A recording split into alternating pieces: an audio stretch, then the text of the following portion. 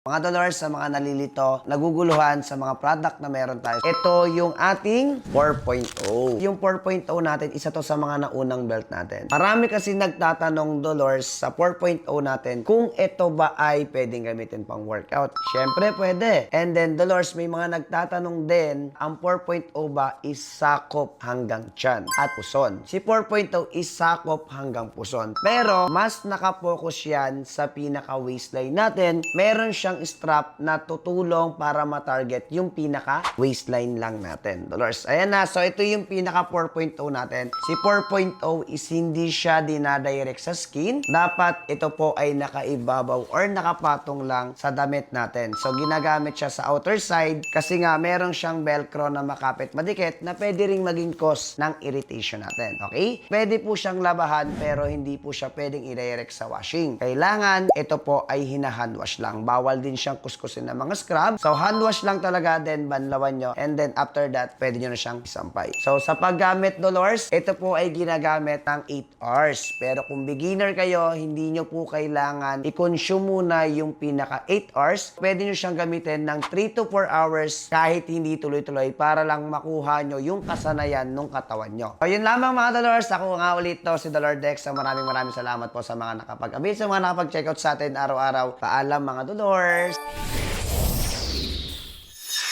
SJ